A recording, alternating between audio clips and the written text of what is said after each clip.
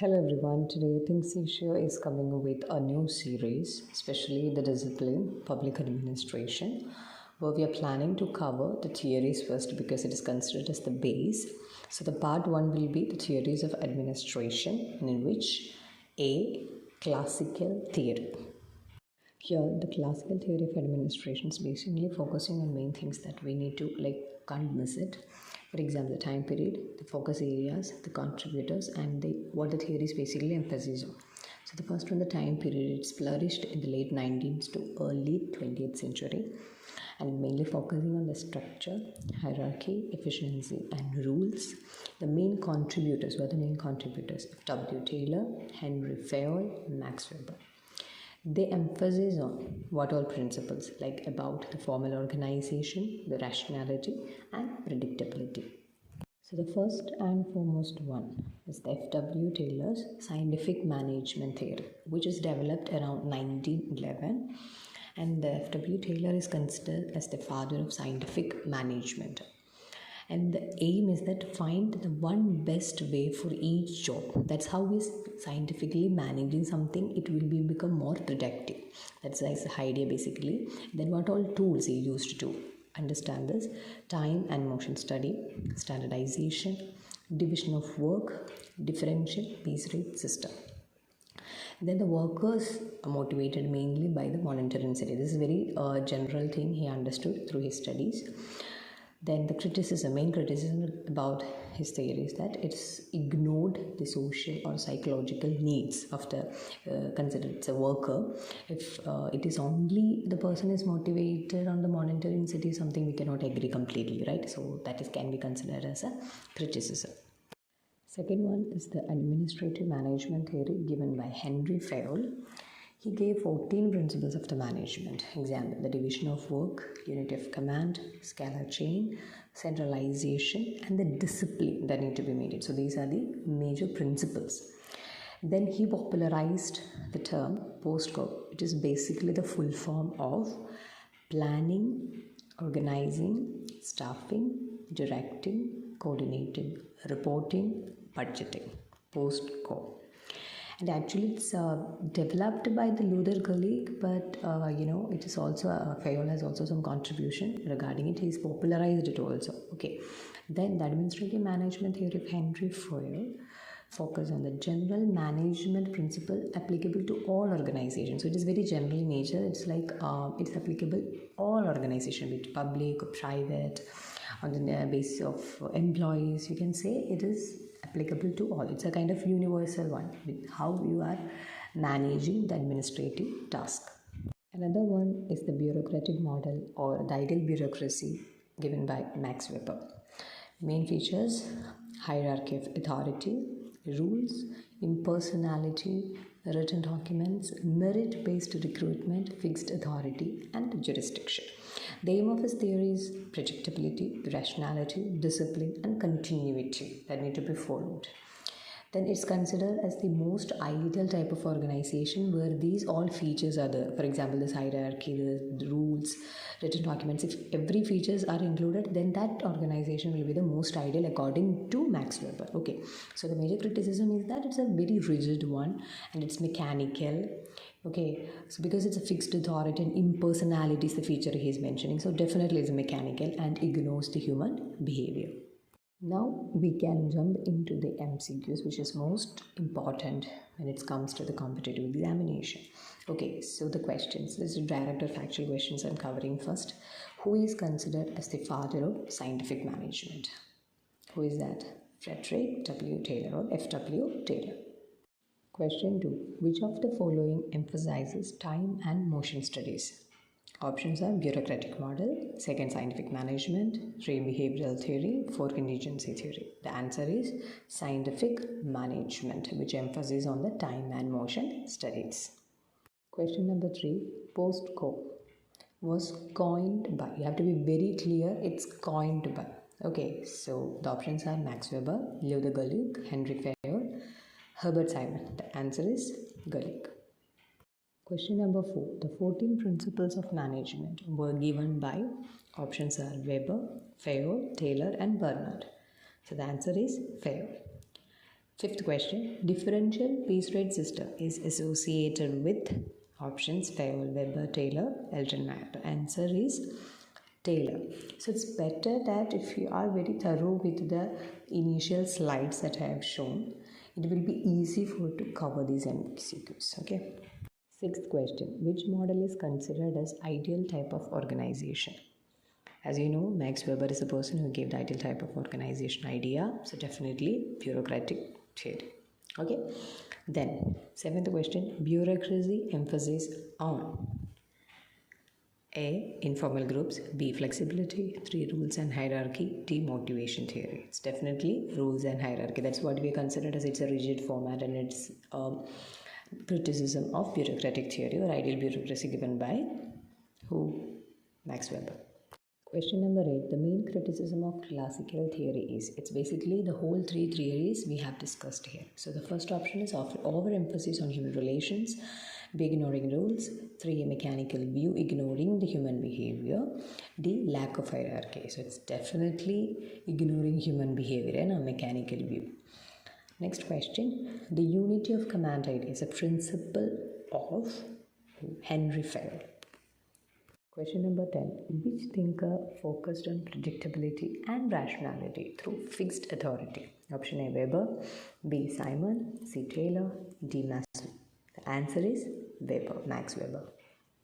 Next, we are jumping into the statement-based questions. The first question here is Statement 1. Scientific management emphasizes monetary incentives. That is financial aspect of monetary incentives. Statement 2. It is also called Taylorism. So here, if you are very thorough with the scientific management theory of Taylor, you'll be able to know that there is a specific emphasis on the monetary incentives. So automatically, Taylorism is basically surrounded with this idea. So both the statements will be true. The options both 1 and 2 true. Question number 12, the statement 1. Fayol's principles are universal and applicable to all organizations.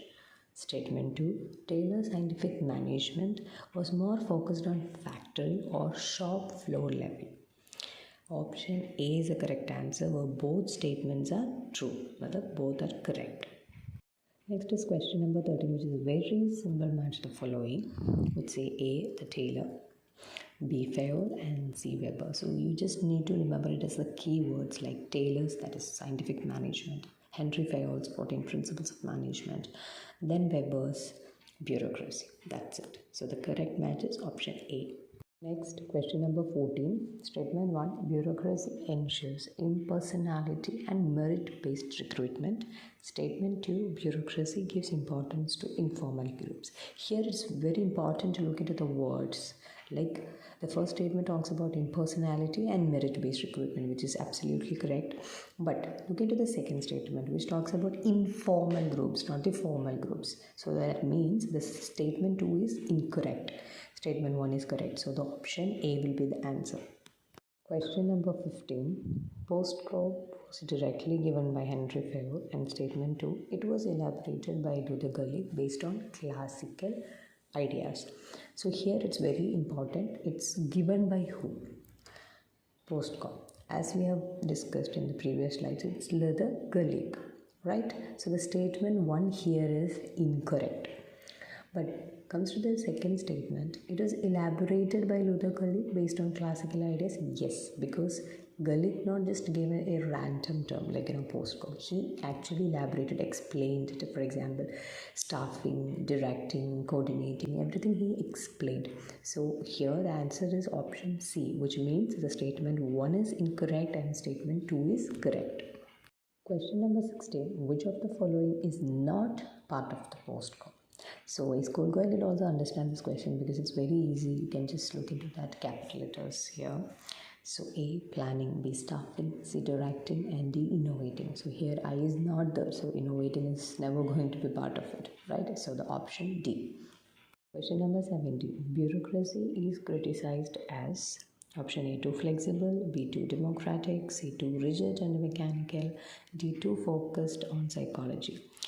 So, as we know that there is one major criticism of the ideal bureaucracy of Max Weber is basically it is too rigid and it's not considering the psychological or social needs of the individuals, right? So, it is too mechanical and too rigid. So, option C is the correct answer. Question number 18. Who stressed division of work as a principle of management?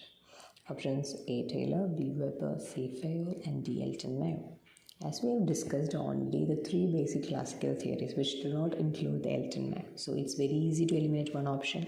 Then comes the division of work concept is stressed by Henry Fayol.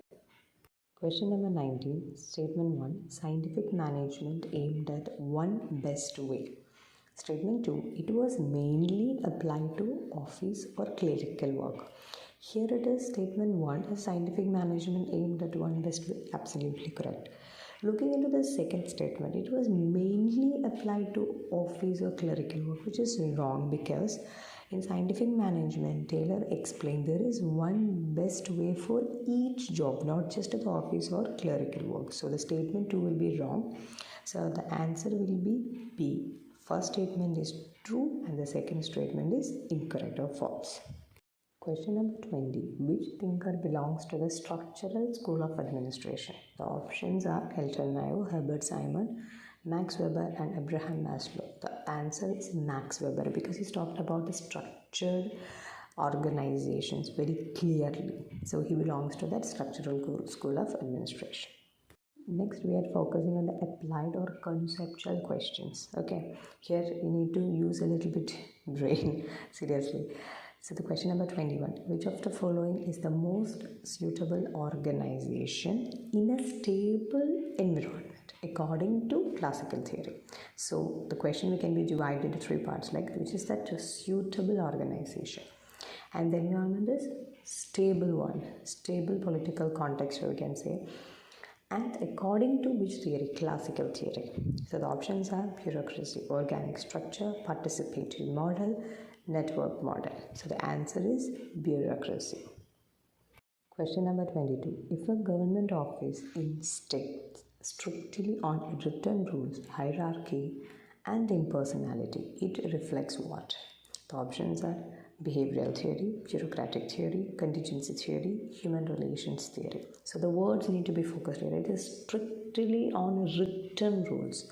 Then comes hierarchy and impersonality. So it's definitely bureaucratic theory. Question number 23. The idea of scalar chain in administration refers to option A, scale of salary, B, line of authority from top to bottom, 3, chain of command in informal groups, D, incentive mechanism. Here the basic logic need to be used. It should not be a literal meaning like scalar chain. So here the option C consists of chain of command in informal groups. No. So it is an administration. It's definitely a formal setup that need to be in your mind. So there will be authority, hierarchy properly. So the option B is the correct answer, line of authority from top to bottom. Question number 24. According to Taylor, workers are mainly motivated by what? We have already mentioned some monetary incentives or monetary rewards. The leadership, social needs, participation, everything is coming secondary according to Taylor or Taylorism. Question number 25. Weberian bureaucracy, that is Max Weber's idea of bureaucracy, is based on what? Option A, traditional authority, B, charismatic authority, C, rational legal authority, and D, psychological authority. The answer is rational legal authority. Next question, which principle is violated if an employee receives instructions from two superiors simultaneously? Getting from simultaneously, both. From both superiors. So the options are unity of direction, unity of command, span of control, hierarchy of needs. Here is basically what is happening. That is a unity of command. Two persons' idea are coming at a time, right? So it is unity of command. Question number 27. Which approach is most criticized for treating workers as cogs in a machine? Bilkul mechanical perspective. Okay, which particular theory? Option A, scientific management, B, behavioral theory, C, contingency theory, D, systems theory. As we know that behavioral theory is mainly focusing on the human relations and human behavior aspects, which is not part of the classical theory. So definitely it's a scientific management theory, the management principles which treat the workers as cogs in a machine. So option A is the correct answer. Question number 28. Who among the following did not belong to the classical school? It is very clear and very clear because we have talked about three thinkers, main thinkers: Max Weber, Henry Faber, and Taylor. So here, which is that person is not discussed? Herbert Simon. Okay, here we go. The 29th question. The purpose of bureaucracy is to provide very basic, right? Very basic. Option A, flexibility and innovation. B, predictability and rationality. C, emotional satisfaction to workers. D, informal group support. It's very easy to eliminate option C and D because one is talking about the emotional aspect. No way.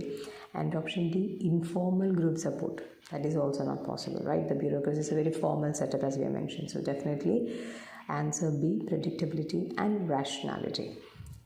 Question number 30, the last question. Statement 1. Classical theory stressed rules and structure. Correct.